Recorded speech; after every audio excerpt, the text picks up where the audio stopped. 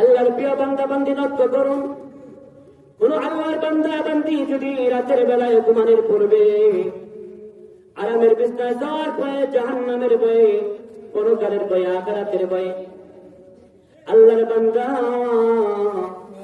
আল্লাহ তাআলাকে স্মরণ করে একটা কালিমা আছে, বাক্য আছে, সেই কালিমাগুলো যদি 3 বার পাঠ করতে পারে আল্লাহ রাব্বুল আলামিন ওই কালিমাগুলো পাঠ করনেওয়ালা আল্লাহর প্রিয় বান্দা বান্দির तमाम জিন্দেগীর গুনাহ খাতা মাফ করে দিবেন। সুবহানাল্লাহ।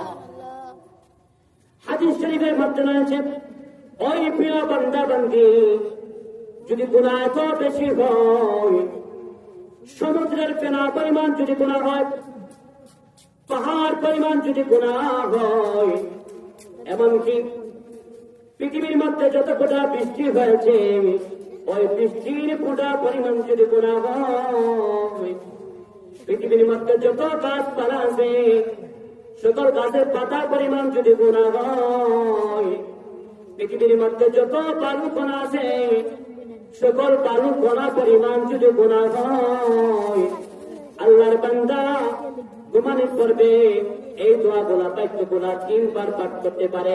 এত বেশি গুনাহ থাকলেও আল্লাহ রাব্বুল আলামিন ওই তাসবির বরকতে, ওই আমলের বরকতে আল্লাহর বান্দা বান্দির तमाम জিন্দেগীর গুনাহ খাতা মাফ করে দিবেন। সুবহানাল্লাহ। দোয়াটি কি?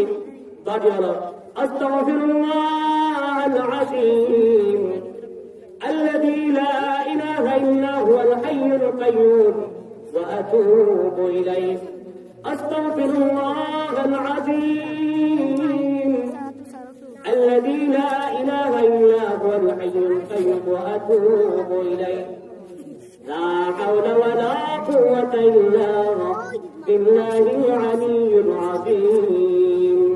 এই বাক্যগুলাই, তাসবিহগুলা ঘুমানোর পূর্বে যে আল্লাহর প্রিয় বান্দা বান্দি বিছানার মধ্যে গিয়ে 3 বার পাঠ করবে, এর বরকতে আল্লাহ রাব্বুল আলামিন तमाम জিন্দেগীর গুনাহ খাতা মাফ করে দিবেন। সুবহানাল্লাহ।